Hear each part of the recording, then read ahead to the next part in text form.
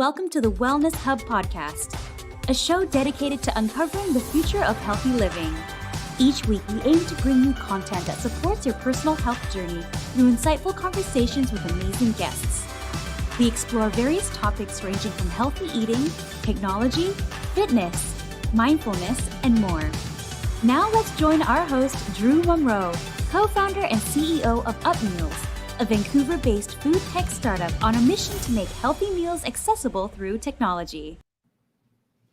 Hello and welcome to the Wellness Hub. As always, we are thrilled to have you with us for yet another edition of Wellness Wednesday.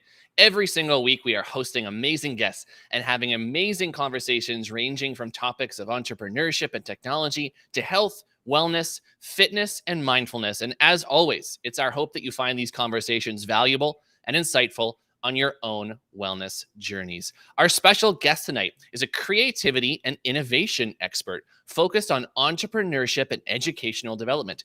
He's dedicated the past 11 years of his life to understanding the business and entrepreneurial context of his home country of Costa Rica.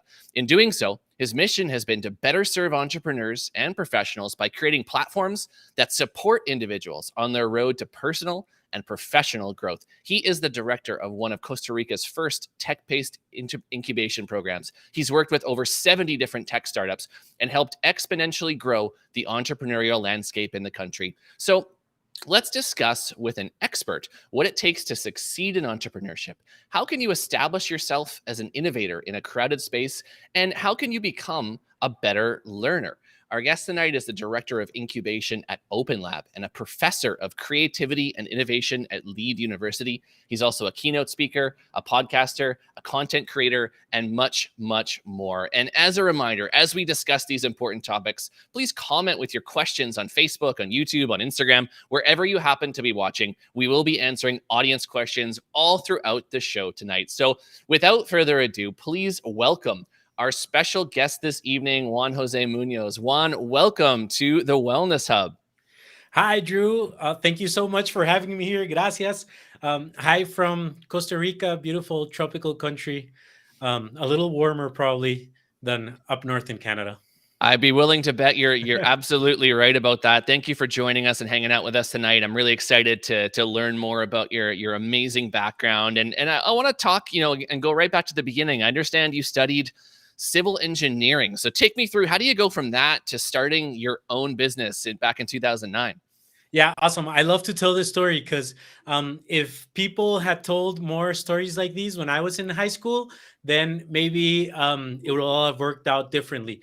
But yeah, when I was in high school, I was really into visual arts and creative sort of things, right? More like graphic design and product design and stuff like that. I come from a very traditional family here in Costa Rica, so it wasn't forced upon me and my siblings to study more traditional careers, but it was kind of encouraged, right? So my dad is a lawyer, my mom studied law, so it was like maybe be a lawyer or a doctor or an engineer. And I always loved maths and physics. I was really good at maths and physics. I loved it. But I had like these two conflicting areas that I liked, right? I liked maths and physics, and I liked art and culture. And I was a skater, and I listened to metal and stuff like that, right? So they were like really conflicting things. And nobody ever told you that those things could coexist together, right?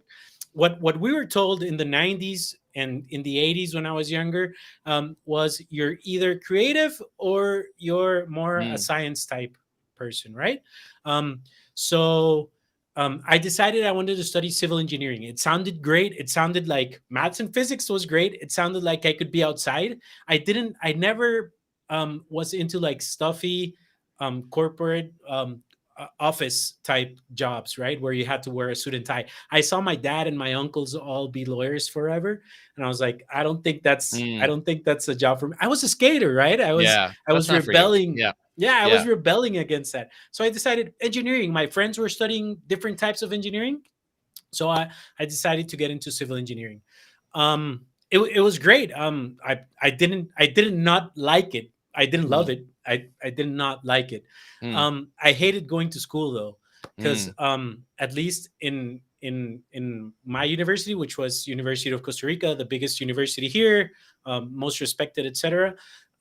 Still, teachers would just copy whatever was in the book on the board, Mm. and I was like, this is ridiculous, right? Why would I come to class at 7 o'clock in the morning if I could just read what he's writing down on Yeah. the board into my house, right? Yeah. So I figured out something that was amazing. Teachers have office hours, right? Hmm. But nobody went to office hours until like a week before exams. Mm. So I took whatever paper they give you a document at the beginning of a semester, right? And they say these are the topics that we're going to cover. These are the topics for each exam. So I just took that, and I went to office hours every week with every professor, and I just learned directly from them with actual test problems. I was like, this is great. All these chumps that are going to class all day, they don't know. And I created this relationship with my professors, right? So if I ever needed like an extra point or something, it would be a lot easier to get. So You kind of like hacked the curriculum, I guess, is what you're saying. Like you found an interesting way to learn within the existing established system. Is that what you're saying? It sounds like a really ex- really creative approach. Yeah. exactly. That's Yeah. that's exactly what I happened upon it, right? I was trying to Yeah. be lazy. I was trying to be efficient and lazy at the same time. Mm. Um, and I fell upon this problem, this opportunity, right? And that's when, in hindsight, is 2020, right? So I wasn't probably thinking this at 18 or 19 years old, but looking back, that's when I started realizing, look, there are some rules that people tell you that you have to live by, but they're not written in stone. Like, they're just, it's always been socially accepted, and so people just do them. But there's Mm. other ways you can live your life to produce good results, right? Mm. Just because you do other or follow a different path than what society or your parents or whatever say, it doesn't mean that you're doing anything wrong, right? You can get the Mm. same or better results. And you started your own business in 2009, I believe. So one of the things we talk a lot about here on the Wellness Hub is that like range of emotions that first-time entrepreneurs feel, jumping off, taking the plunge. Talk to me about that for you, and what that was like to process those emotions for you. Well, the first time, so I finished engineering. I got an engineering job, and it Mm. was tedious and monotonous. And I always say a trained dog could do the work I was doing, right? So I would Mm. finish my work really, really early, and in a couple hours a day, and I would go to my boss and I'd say, "Why don't we do this? Why don't we do that?" And it all fell on deaf ears. Nobody wanted to do anything. So I was like, oh, Mm. I guess this is it, right? So when I got the opportunity to start my first business, it was all the emotions were amazing, right? It was all opportunity. It was hope. It was creation. It was energizing, right? It was great. I was 27 years old, or 26 at the time. So it was just it was all positive vibes, right? It was all filled with potential, filled with opportunity. I didn't really feel scared. I felt like a 26-year-old would feel, right? I Mm. had no responsibilities at the time. Mm. Um, but I've been an entrepreneur for 11 years. I do different things. I do, so entrepreneurship is a cycle, right? So um, as I've grown older, as I've become a father, those emotions have changed, right? From the excitement's still there, the hope's still there, the positive vibes are still there, but then it's layered or it's sprinkled through with worry, right? So having to deal with okay, real life, you have to pay bills, you have to make sure your kids are fed, and all this excitement, right? You need to or what I did is I started a mindfulness practice, Mm. right? So when thoughts are in your head, they're very hard to define, I find. um, so writing them down and actually seeing the words written down and saying, okay, fear, but fear is a really general thing, or worry is a really general emotion. So what are the specifics? Are you afraid of what? Are you afraid of failing? Are you afraid of not knowing what to do? Are you afraid of what people will say? So having that practice has really allowed me to prop up the positive emotions that I feel all the time, and allowing me to deal with all the trickier kind of emotions Mhm. that rise up. And I'm curious about something because when you were describing your experience, especially at the start when you were at university studying engineering, it sounded like it was very constricting to you, almost suppressive until you found Mhm. your own way to make it work. So I guess my question, there's kind of two schools of thought, which is start as early as you can in entrepreneurship and learn from experience, or put in your dues, get your education, and then start. If you could do it all over again, would you have started your entrepreneurship journey sooner and maybe Yeah, choosing a different path? yeah. So my daughter is 3.5 years old. I think she would start now, right? Yeah. So what I've Yeah. realized through my decade plus studying education is traditional education usually goes theory, right? So you learn your theoretical concepts and then practice, and then practice will tell and then practice will kind of make you deal with the human side, right? So fear, worry, problem solving, creativity, stuff like that, right? So what I think is a better, or at least the way that I think is better, is start with the human side, right? Why would you wait until the last part to deal with the human, right? Because all information, all knowledge, all skill has to come through this meat-based obstacle that is us, right? Mm, Humans. So why not start with that, right? So I wouldn't say start with entrepreneurship, like not really starting a business for profit, but projects, right? mm. So working through projects, working through problem solving, working through fear, working through receiving feedback and iterating and stuff like that is what I would do in a really, really early stage. Mm. And I want to talk now. You mentioned projects. You're involved in quite a few. I want to talk about one of them in particular, which is called the Growth Project. So maybe share with our listeners, what is the Growth Project, and what were you hoping to accomplish with that project? Yeah, so the growth project, I'm not really I'm more in like in an advisory role now with the growth Mhm. project, but it was I have a twin brother. We have, I don't know what the name is in English, but we're not identical twins. Fraternal Yeah, twins, I for believe. Yeah, fraternal yeah, twins, yeah. yeah. So we're basically brothers that were born the same day at the same time. We're Mm, really different. We were never really friends, but the thing that binds us is entrepreneurship, right? So mm. he Interesting. studied law. I studied civil engineering. He didn't really want to study law. I didn't really want to study civil engineering. And he was the first one to say, like, he was the bold one and said, I'm starting a company. And we come from a family of educators. Some are actual teachers, but not, the others are not really teachers, but really interested in education. Um, so he started this like after school um, classes, tutorship.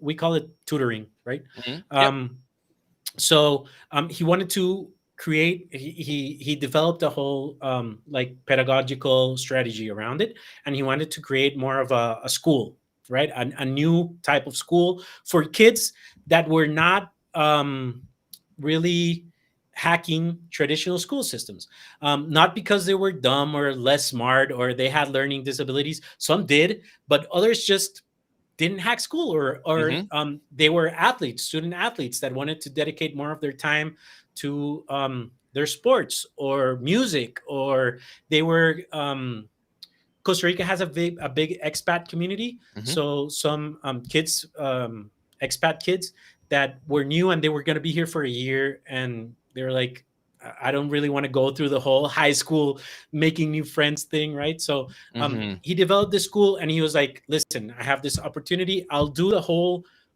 educational service side, and you help me out with all your ideas on the actually building a business side.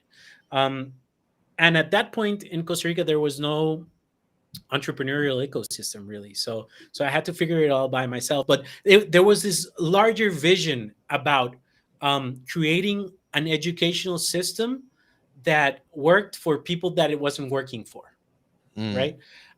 And it was really awesome because I rebelled against all type of structure and authority, and because I think what was missing was the story wasn't there, right? I Yep. went to school because my parents made me. The why. Yeah, the why am I doing Yeah. this? Yeah, yeah, Why am I exactly. doing this? Yeah. So if we could create something different, and the way we figured it out was really awesome. So we partnered up with a charter school in the States, in Michigan. So our kids here would get a high school diploma from the States, but that allowed us to create our own curriculum, right? So what we needed was 3 credits for science and 3 credits for maths and 3 credits for history, right? But those credits we could make up whatever class we wanted, right? Mm, So history could be social impact of the Beatles in 1960s USA, right? hmm, So if a kid was interested in the Beatles, we could tailor make a class around that and teach him history, right? mm. And that was really awesome. So yeah, that's going on. My brother just that school is working as a high school now in San Jose, which is the capital city of Costa Rica. And in during the pandemic, he went to Guanacaste, which is like the Yep. beach, Hmm. and he bought a school there. Wow. So yeah, because the whole northwestern side of the United of Costa Rica, sorry, has been getting a lot of influx of people from the states, or well, from North America mainly. So he developed this school system. The same system is still working 11 years later, and now it's expanding a little. So it's been awesome. It's just incredible. And that concept, I guess I'll, for lack of a better term, I'll call it kind of alternative education for Yeah. kids that where the traditional system just doesn't work. I'm one of those kids growing up in a very traditional system.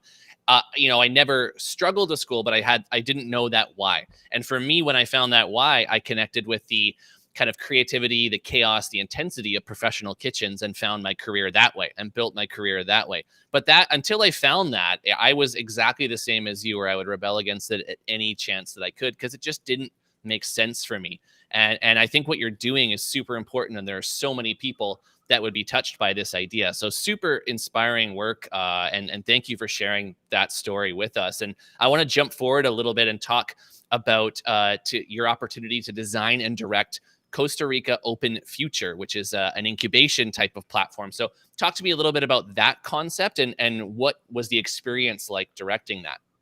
Yeah. So Costa Rica Open Future is a program headed by Telefonica, this big telecommunications firm, global telecommunications firm based in Spain. They had just started their business here in Costa Rica because Costa Rica had just opened up telecommunications. It used to be state owned, and they had just opened up.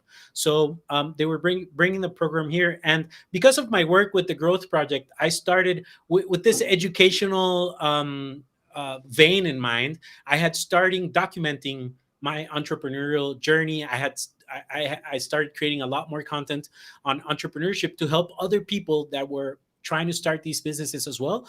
And that put me on the radar for Mm, different things, right? I don't have a business degree. I don't have an entrepreneurship degree, but I was putting my ideas out there, and I was writing case studies, and I was right working through these things. How do these things that we're learning from Silicon Valley actually work here in this country, right? So when they started this project for Telefonica in Costa Rica, they looked at me as a candidate. And the first thing I told them was, we have to design a program specifically made for Costa Rica, mm, right? We are not Silicon Valley. We're not even close. Not even that that's a bad thing. It doesn't mean we're worse. We just are not, right? mhm. Idiosyncratically, culturally, infrastructurally, everything, right? And they had this program that they were starting. Well, Open Future, they had a couple of different centers in Spain, and they wanted to just kind of like apply their curriculum here for the incubation program.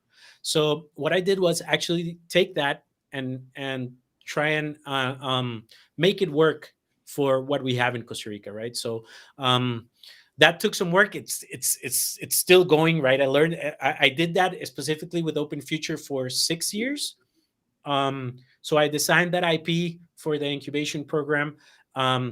And iterated every year, every incubation generation. And that's why I say design, because I actually had to design the whole program for it to work in our context, right? For our Mm. entrepreneurs, for our funding, for our infrastructure, for our type of market, etc.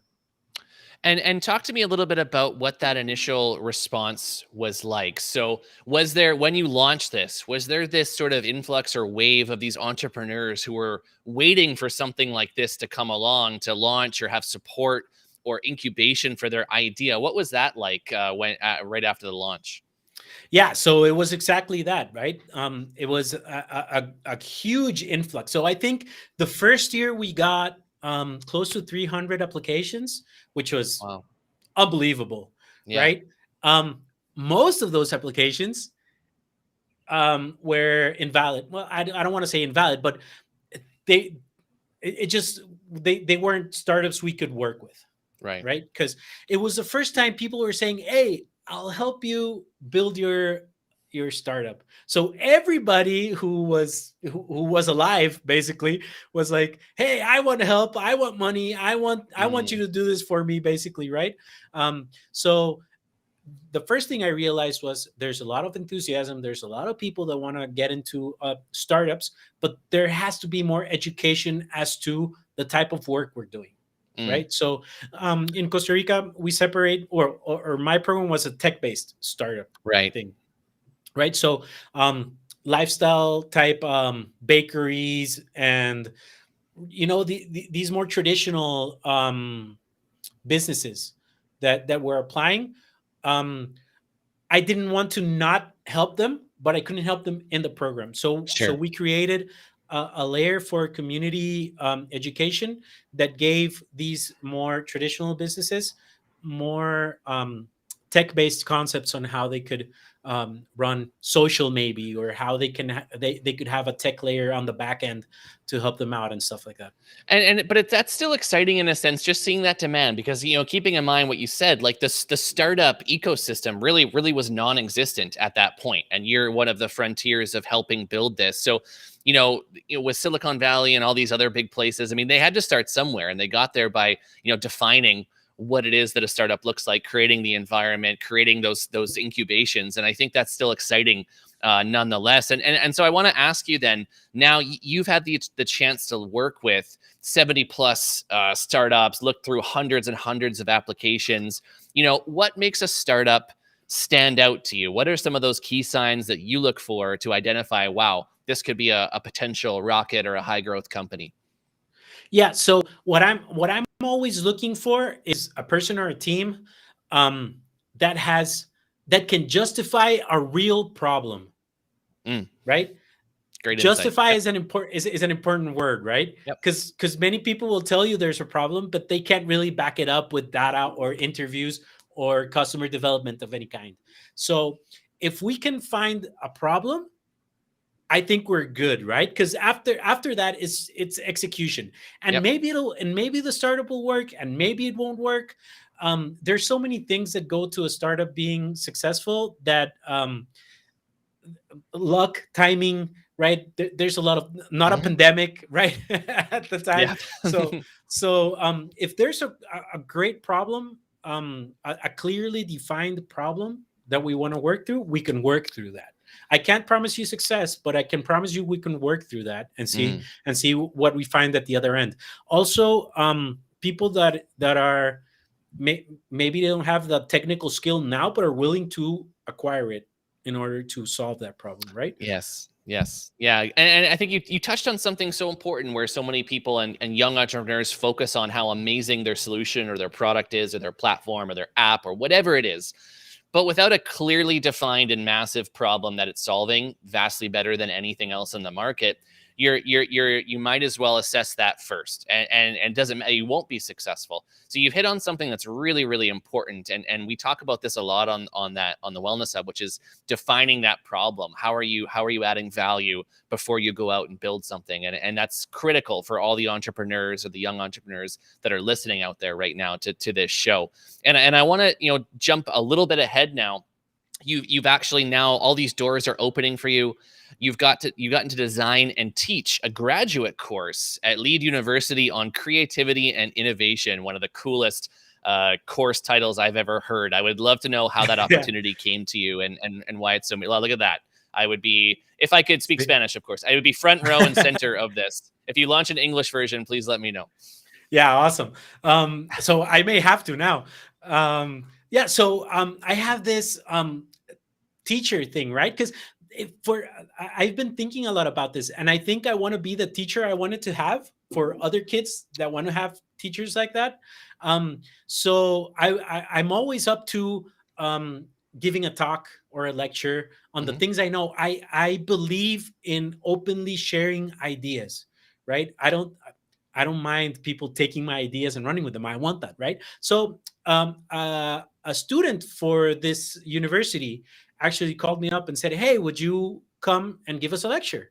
And I said, "Of course. Yeah, just tell me when." So I did. I went and gave the lecture, and the dean for the school popped in, and then afterwards he called me and was like, "We have this course that we need to teach, and we haven't found a teacher for it yet. Would you be up for it?"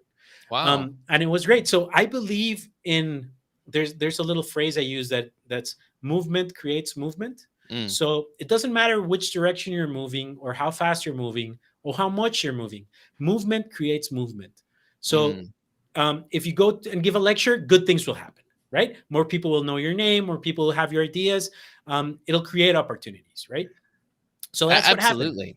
Yeah. Wow. And just from a single lecture, obviously, I would have loved to be there. I'm sure it was an amazing lecture. I agree with you 100%. If you want to increase your results, increase your activities, right? And you're going to Yeah. learn, or you're going to have some sort of an insight as to what you can be doing better. Super powerful. And you kind of touched on something. So now you're literally teaching a class about creativity and innovation. So there's kind of this subject now. How does one teach creativity? I mean, you've heard some people talk like, "Oh, I'm just not a creative person. I'm not creative. I'll have creative people handle that part for me." Do you believe that's true? Do you believe it's something we can develop, or is creativity innate? I think creativity is innate to all humans, Mm, right? We're born with it. We're problem solvers. We have to figure out how to live out in the world, right? We have to get food. We have to stay alive. We have to provide for our families. We have to, whatever. Even if you're doing it at a very basic level, you're still problem solving. For me, mhm. creativity is more problem solving than the usual thing people think of when they think of creativity, which is art, Yeah. Yeah. That's right? a really, really great insight that creativity is kind of narrowly defined in today's society as you're an artist, you're painting, you're making music, but it's actually so much more than that. Yeah, Yeah. and when I say problem solving, I don't even mean when something's wrong, right? Problem solving is just, what do I need to achieve? It could be to solve something that's wrong, but it could be to take advantage of an opportunity. What are the things I have around me, and what can I do with that, right? So like maybe some kind of MacGyver for all the older people listening to this, right? So yeah, I think we have it, but I think it has to be trained and taught Mm, for some reason. mm, So I don't think you can teach someone creativity. I think you can lead people along a path where they'll find obstacles, where they'll learn how to be mm, creative, right? mm. But it has to have buy-in from the person, because these obstacles, you can go right by them. There's a way to go right by them, right, and continue living a normal life. So you have to have buy-in for people to be willing to tackle these problems. um, Storytelling comes into that a lot. Why should I do this, right? We touched on that before, about high school. Why should I do these hard things? I've been told all the time that only artists or musicians or chefs are creative, right? But I'm an engineer, or I'm a writer, or I'm a lawyer, or I'm a whatever, right? So you have to, a big part of teaching creativity is having buy-in from the people that want to actually learn it, right? Hmm. So it's a really cool job. Also, creativity and innovation are not passive terms; they are active terms. They have to be done, right? There's no conceptual innovation. There's no conception. It has to be done. So when I got this, a curriculum for the course that they gave me, it was all read these 10 books, right? Hmm. We're not going to learn anything about innovation Yeah. that And way, you were right? like, "Here we go again," right? Like all the way back. Yeah, exactly. Let's Yeah. design this again, right? Yeah. So the way that class looks like now is actually it's all project based. So there's recommended reading and there's recommended content, and they can read that if they want to. If they don't want to, they don't have to. Um, they have to present a project, or they have to present advances on their project every week, Mm. right? So they have me as a kind of Sherpa or guide along their journey, and they have these recommended readings, and it's all team based, and their grades are based on. There's another thing I learned about education, right? Well, in high school, our grades are based on an average, right? So the first day of your semester, when you know nothing, you're graded, and you can get a 30, or I don't know how grades work in Canada, but we work on a 0 to 100 Mhm. scale here. So you can get a 30, and then you can get a 50, and then you end up with a 70 at the end of your of the semester, and that's all averaged out. So you'll get a 50. Mm. Okay, that's not fair. You learned, right? You grew from a 30 to a 70, Mhm. right? What So the person who started out with the 90 and ended with a 90, is he better than you? He didn't Mhm. grow. He stayed the same. Yeah, great. He has a lot of ability, but he didn't grow. So Mm. I've been thinking about this a lot. Like, why would you just average it out, right? I'd prefer you to start at a 0 and end up with a 70 than you being at a 70 the whole way through, right? Mhm. But then my project is based on that, right? So it's the grade is heavily biased towards the end towards your final project. Got it. And growth, and I think that's important to focus on as part of how you're graded, how you're scored.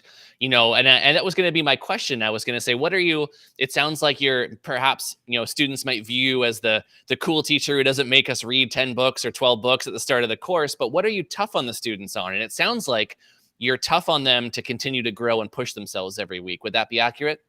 Yeah, they think I'm the cool teacher because I'm tattooed and I wear t-shirts all the time. That helps too. Yeah, that helps too. Yeah. But there's a huge component to learning and creativity, that is learning autonomy, learning how to be Yep. autonomous, right? Mm. Um, and that's really hard. So assignments are due at 8:30 in the morning. That's 8:30 on the dot. That's not 8:31. That's not 8:32. That's 8:30, right? You have a week to plan your week out, to be autonomous, right? You want to have freedom in your life, which is what most people want. I don't want a boss. Okay, you be your own boss then, right? Be your own boss, plan out your day, plan out your work. The assignment is due at 8:30 on the dot. I won't accept anything that's later. You get a 0. And Mm. this is this is stated really clearly at the beginning, and most students hate me for things like that, and they'll actually go to the dean and say, listen, why? Because I don't know if you know Costa Rican culture very much, but we're not the most punctual people in the world. Okay. Okay. So it's very common here for people to be late to a meeting, to be late to a call, to give their work, turn their work in late. Oh. I'm getting rid of all of that, because with great responsibility comes, or with great power comes great Mm. responsibility, right? If you want to be the owner of your life, you have to be autonomous, right? That's what we hate from school. We hate being told what to do. That's what we hate from jobs. We hate being told what to do. Okay, so will you learn how to tell yourself what to do? So that's what I'm really strict on. Really strict on. I don't care if your work is amazing, or like if your ideas are amazing, because that's all subjective anyway. Mhm. I care if the work you put in, right? Mhm. If it's justified, if I can see your effort on the work you've done, or you can justify your effort to me. And by effort, I don't mean a lot of hours put into it, a lot of thought put into it, right? So Mm. Mm. that's where I'm strict, because I think that'll create better professionals, entrepreneurs, people later on. And you've given out so much great advice to all your students, to all the people that you interact, all the startups. But I'm curious, Juan Jose, what is the best piece of advice that you have ever received for yourself? Um, I get asked this question a bunch, and so I have like Oh, kind of like a canned response. But I've been working. It changes all the time. So of I remember course. my dad saying when I was younger. My dad, he's a great lawyer. He's a great family man. He's a great provider. Um, and he grew up on a farm. So he's really strict that way, right? Um, so he told me once, like, you can do it all. That's what he said. You can do it. Because I was talking to him. I was maybe 20 something, and I was saying that I wanted to work and I wanted to do this, and I also wanted to play rugby, and I also wanted to do whatever. And he's like, and I was like, I have no time in the day. He's like, you can figure it out. Figure it out. You can do it all. And at first I thought, okay, that means just work myself to the bone, right? He said I can do it all. I'll do it all. I'll fit it in. I'll fit everything in a 24-hour period. So that's what I did. And then I figured out, okay, I can figure it out, but maybe there's a different way to figure it out. It's not working harder. It's trying to kind of conceptualize all these things, right? So if I want to have a startup, that doesn't mean I have to work 8 hours a day. That means if I have 2 hours a day to work on my startup, what does a 2 hour a day startup look like? Right? If I want to play rugby for the national team, what does that look like? What's the input and what's the output? And if I vary the input, how would the output vary? And am I okay with that? Am I okay with that change? So I've been teaching that. And I got a kid the other day who's like, I want to be a professional surfer, right? He's in Costa Rica, obviously. He wants to be a professional surfer. I'm like, great, you can be a professional surfer. I think that's great. The thing is, you have to set your expectations to the actual stuff, right? You can't be a professional surfer at 18 and have a mansion at the beach, right? So maybe you have to work as a bartender at a bar and live in a little shack with 5 other people and train all day. And then what does a professional surfer need? Well, he needs sponsorships. How do I get sponsorships? So I need to get someone to take pictures of me, and I need to train every day to get better, right? So like kind of breaking down whatever you want into what needs to be done to get it, and then maybe saying, okay, maybe I can't be a professional surfer right now because I really do want that house, that $1 million house at the beach. Okay, so I can surf as a hobby then, right? So it's like, I call it life design, right? So like anything is possible, but not anything will be possible. Got it. Right? So kind of adjusting expectations and really getting a plan for what you need to get done to actually get that done. And I'm always curious. I mean, you touched on, work. You could do it all. You can get it all done in 24 hours. I can do all the things. So I'm just going to work and figure this out. We talk a lot about this concept, I guess I'll call it this, buzzword of work-life balance. And everybody's got a different opinion of what that should mean and what that should look like. What is your opinion on maintaining work-life balance and what that looks like for you? Yeah, so I've thought a lot about this, especially since I became a father, right? Because my dad is great, but he'd leave home at 8 o'clock in the morning and come back at 8 o'clock at night. So I was like, I want to be more present, right? So I've been thinking a lot about this, and I think work-life balance implies that there's two jugs, right? One with work and one with life, and then they have to be filled up the same so that they balance, right? That's the image I get from balance, and I see it more as a work-life spectrum. Okay, so going back to the previous answer, I know what I need to get done to get what I want to get done, right? So I can see how that fits into the spectrum, and I can adjust, right? I can adjust expectations depending on what I want to shift, where I want to shift it. So when my daughter was born, I shifted towards life more and recalibrated my expectations for work. And I think this can be done almost on a daily basis, right? You can, if you plan out your day and you say, okay, so these are the things I have to get done today that are part, like a micro cycle that is part of a macro cycle for work, then I can shift in the spectrum for today. I can have more today, right? Or I don't believe, like, I don't do weekends. I'm not good with weekends. Like I don't understand stopping work, right? Because for me, my thinking I enjoy work. I don't see it as work. Naval Ravikant, I don't know if you're familiar with him. I love him. He says, you'll get an advantage when what looks like play to you looks like work to other people. Mm. Mm-hmm. So I'm always thinking about these things. While I'm parenting, I'm thinking about what can I teach my daughter, and that'll inform my work in other places, right? So that's another thing that is great for work-life balance. If you can be living life and having ideas about your work, then right, it's a spectrum. Mm. So I'm still fleshing this idea out, but it's more like week in and week out, I can shift things and move things around to live the life I really want to live, right? And sometimes I'll work like my ass off, right, for a really long time, and then sometimes my work will scale back. And the concept that you just proposed of a spectrum, this is new for us. I haven't heard anybody describe it, but it really does make perfect sense. If you think of the spectrum as it's sort of infinite, you can have as many things as you want to do, but the time is finite. Everybody has the same 24 hours. So really, doesn't it come down to decisions? It comes down to boundaries, decisions, and planning, right? Ultimately, where if you view your activities as a spectrum, but your time that you have to accomplish them is finite, you really just need to make decisions on what is the most valuable use of your time. And I think that's where a lot of people get tripped up, as they're unsure. And they're not planning thoroughly enough to get the results that they want. I think that's an absolutely brilliant concept. Maybe one of the best answers I've heard to that question. Thank you so much for sharing that insight. And, I'm going to ask you a question that I'm sure you've received a lot, which is, for you, what was the toughest lesson that you had to learn throughout your long career so far? Yeah, I think the toughest lesson I've had to learn is um, it doesn't really matter what you want, right?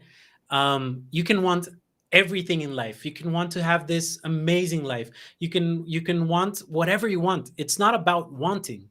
It's about experiencing what's there and making decisions on what's there. And that's really hard to come to terms with, because from when you're born, you're taught to want.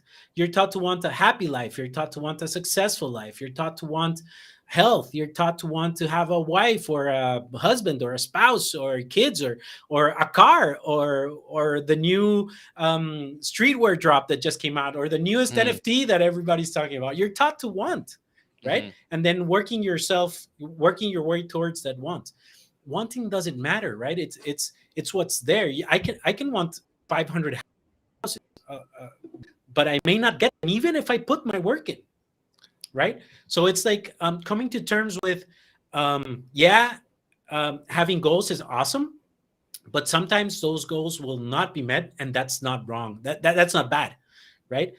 How do you how do you perceive that outcome in a way that's conducive to living a satisfactory life? So that's the hardest lesson. When I was like, okay, I've been wanting all these things, and I've been working really hard, and I've been doing these things, but I'm not getting them. What's wrong with me? Right? I thought something was wrong with me.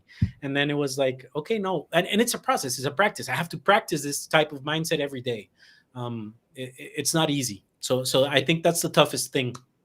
And is that a cycle, like a kind of a self-fulfilling prophecy, this want that we all have? And usually when we want things, there are things like what you just referenced, right? I want that latest sneaker drop. I want that latest NFT. I want a thing that I will own, and then that moment will essentially be over for me.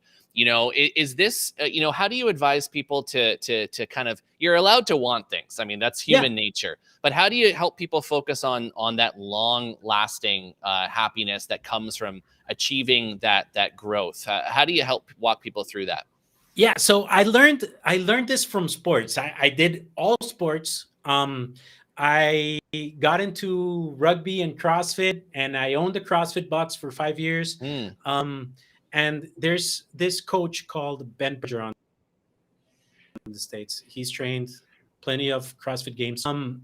And what he said is, these champions, they win their medal at the end of the year. They win their championship, and they're like, what now?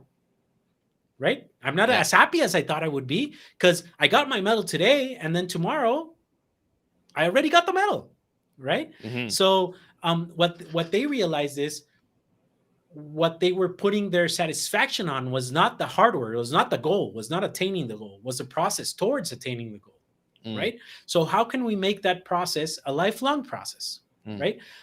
How can we start to enjoy and get satisfaction and growth from the process and not the end result? You need you need to visualize the end result in order to create the process, right? In order to have something to work for. But then if you don't win the gold medal, if you win a bronze or if you're 10th, the process, you still did the process, right? They can't take that away from you. So why would you deposit your happiness on something that may or may not happen, right? So these past, I'm a CrossFit freak, right? So these past games that were COVID, they had them with the whole COVID thing. There were some athletes that trained for the whole year that tested COVID positive on day one, and they couldn't compete, right? So why would you be? I understand being disappointed, but why would you be sad in general, right? You did the work, you did everything except that one final thing. Your life still rocks, right? Yep. You still grew, you still are the fittest you've ever been, right? So that's how like I frame that, wanting the process but not the actual thing at the end, right? And yeah, it's a super important concept. I that concept there. I mean, the natural response for anyone would be, if you trained all that way and didn't get to compete, would be to be disappointed. Naturally, it's human nature.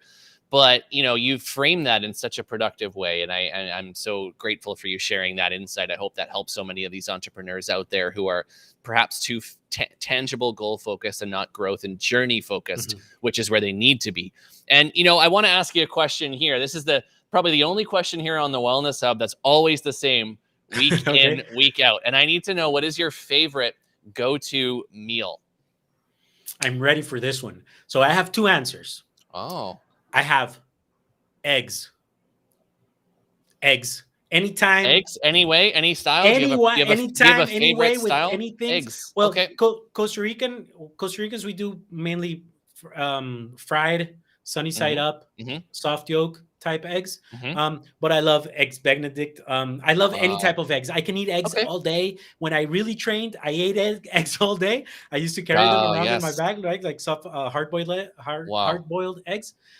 I love eggs. I can eat them all day, every day. They go well with everything. I can't understand people that don't like eggs. And there's a second answer, which is donuts. So I have donuts tattooed. No way. That's awesome. I love donuts. I give away donuts on my birthdays.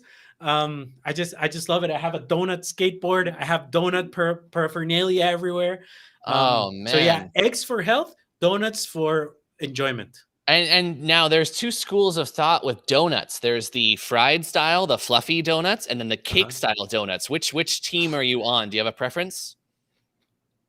A donut head has to say fried, right? Because that's the donut. That's the real donut. And I have a donut recipe book. I don't cook at all, but I have it. I thought someday I'll retire and I'll have my own donut shop. So I would do the fried.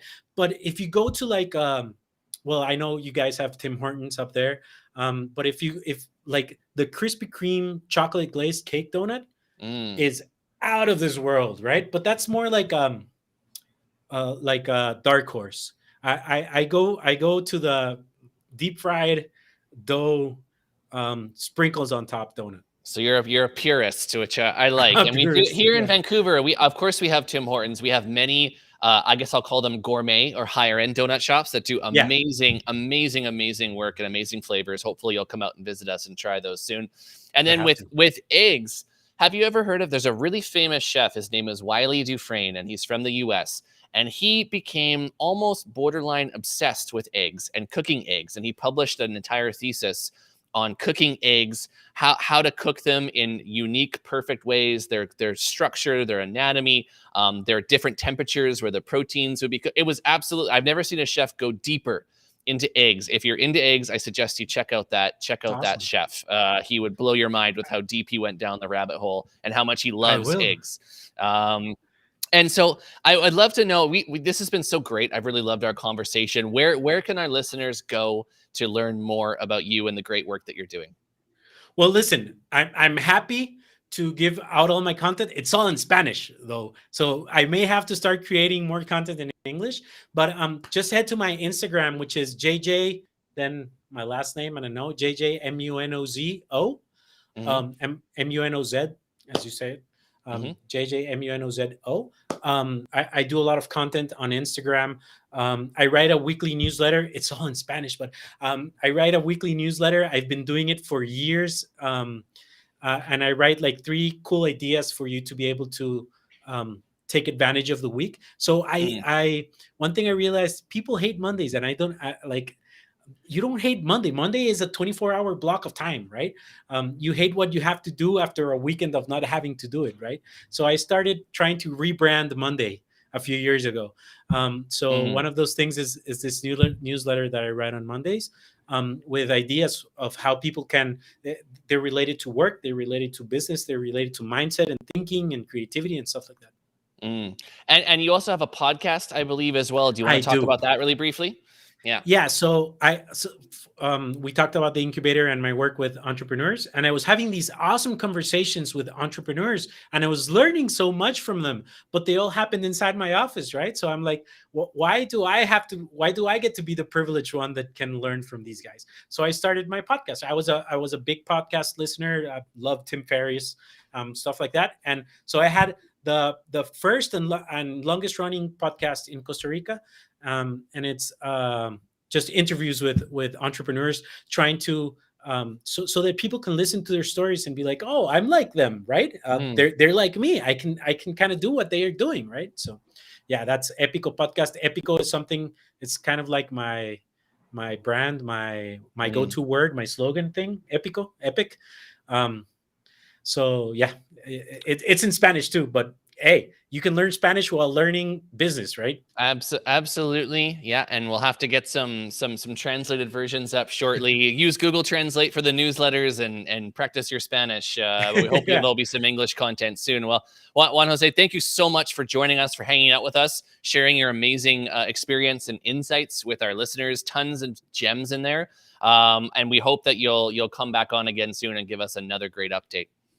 Yeah, I'd love it. I love talking about these things. I've had so much fun. So yeah, anytime you want me back, I'm here. Fantastic. Thank you so much, Juan José. Take care. Yeah, thank you. Good night. Wow, that was so inspiring. I'd really like to say thank you to Juan José for taking the time to join us here tonight on the Wellness Hub, sharing all those amazing insights, those experiences. How great was that? I mean, it was just so incredible to see the conviction, the passion that Juan possesses for that work, that sort of, infectious enthusiasm. I really honestly never get tired of hearing entrepreneurs talk about taking the leap and their journey of self-discovery. I mean, listening to Juan speak, that entrepreneurial spirit, it's just so self-evident, isn't it? His passion for problem solving, teaching, and learning, they're all great hallmarks of really what it takes to be and define an entrepreneur. And, what I particularly love about Juan's story is just what a trailblazer he is in his geography of Costa Rica. I love that he was able to discover that passion for entrepreneurship, and rather than kind of wallow at how, unbuilt the infrastructure was, he went ahead and built his systems and programs for it on his own. And, that kind of daring and courageous decision-making, it's often a little bit overlooked in entrepreneurship. And I think a lot of people would describe it as risk-taking, but I don't think that people like Juan look at those decisions as risks. Ultimately, every decision we make opens up 2 forks in that road, and it carries their own set of risks. And I think what people like Juan are able to accomplish is focus on opportunity. Rather than being succumbed by the fear of failure, they're able to be persuaded by that glory of opportunity. And if you're passionate, committed, intrinsically motivated, then really gambling on yourself on a risk like that doesn't need to be so scary. In fact, it's not really a gamble at all. It's simply allowing yourself to chase the opportunity and ultimately fulfill your true potential. So I think the takeaway from tonight's conversation for all of us should be gamble on yourself. And we're sure that you're not going to regret it. So thank you, as always, for tuning in tonight. If you'd like to see more great conversations like this, please remember, comment, and subscribe. Follow us on YouTube, on Instagram, and LinkedIn at UpMeals. We will see you next Wednesday evening right here on the Wellness Hub for another fantastic conversation. I'm Drew Munro. Until then, take care and be well.